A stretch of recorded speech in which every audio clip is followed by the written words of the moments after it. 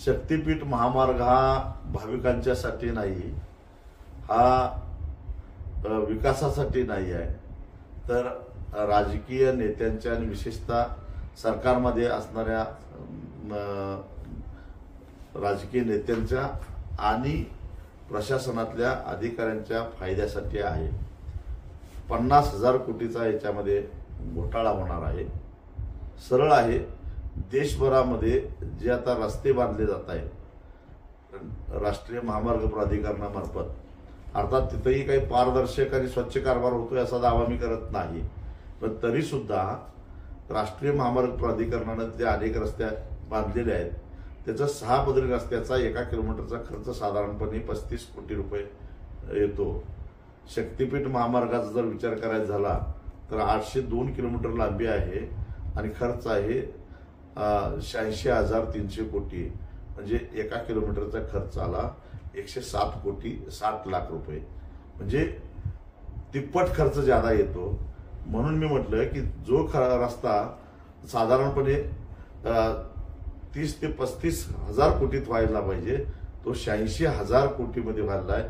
या ठिकाणी 50,000 कोटीचा मोठा घोटाळा होणार आहे। एक समृद्धी महामार्ग झाला आणि आमदाराचा दर 50 कोटी निघाला, आता किती निघणार आहे मला माहिती नाही।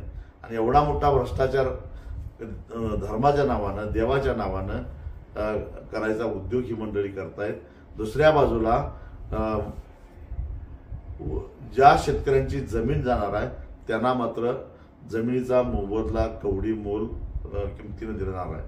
समृद्धी महामार्गाला किंवा अन्य राष्ट्रीय महामार्गाला ज्या शेतकऱ्यांचे रस्ते गेले त्यांना बाजारभावाच्या चौपट आणि 5पट रक्कम दिली गेली, परंतु 2022 साली जेव्हा उद्धव ठाकरे मुख्यमंत्री होते तेव्हा एक शासन निर्णय झाला आणि हा जो समृद्धीला दिला जाणारा जो मोबदला आहे त्याच्या 60% कपात करून केवळ 40% मोबदला देण्याची नवी दुरुस्ती केली गेली आणि त्यामुळे शेतकऱ्यांना कवडी मोल किमतीने त्याच्या जमिनीचे पैसे मिळणार आहेत।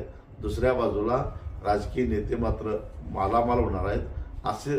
आणि तिसरा महत्वाचा मुद्दा म्हणजे या शक्तीपीठ मार्गामुळे सांगली, कोल्हापूर आणि सातारा, विशेषतः कराड परिसर या 3 जिल्ह्यांना महापुराचा मोठा फटका बसणार आहे। कारण सांगली कोल्हापूर भागामधून जेव्हा हा शक्तीपीठ महामार्ग जातो तो 6 नद्यावर मोठ्या पुलासाठी मोठं भराव टाकले जाणार आहेत आणि ते भराव हे महापुरास कारणीभूत ठरणार आहेत। आणि जागतिक बँकेनं सुद्धा महापुराचा अभ्यास गट ज्यावेळी पाठवला तर त्यावेळी महापुराला कारणीभूत पुलाचे भराव आहेत असा अहवाल दिलेला असताना हे नवीन पूल होत आहेत। आणि हे सगळे कशासाठी तर काही लोकांच्या फायद्यासाठी। कारण सध्या रत्नागिरी ते नागपूर जो राष्ट्रीय महामार्ग आहे केंद्र सरकारचा तो नुकताच बांधून पूर्ण झालेला आहे आणि त्याच्यावर अतिशय तुरळक अशी रहदारी आहे। म्हणजे त्या महामार्गावरनं एका टोलवरनं किमान दररोज 40 लाख रुपये टोलची वसुली झाली पाहिजे तरच तो फायद्यात जातो, पण जेमतेम 10 ते 11 लाख रुपये एवढीच टोल वसुली व्हायला। म्हणजे सध्याचा प्रचलित महामार्ग तोट्यात असताना राज्य सरकारनं त्याला समांतर दुसरा महामार्ग काढायची गरजच काय? म्हणजे असं कुठल्या भक्तानं मागणी केली होती का? पंढरपूरला जाताना ट्रॅफिक जाम झालं का? तुळजापूरला जाताना का? औंढा नागनाथला जाताना का? परळी वैजनाथला जाताना का? नरसिंहवाडीला जाताना झालं का? कोल्हापूरच्या महालक्ष्मी कुठं ट्रॅफिक जाम झालं होतं? कुठं भाविकांची गैरसोय झाली होती? 8-8 तास रस्त्यावर लोक तिष्ठत होते।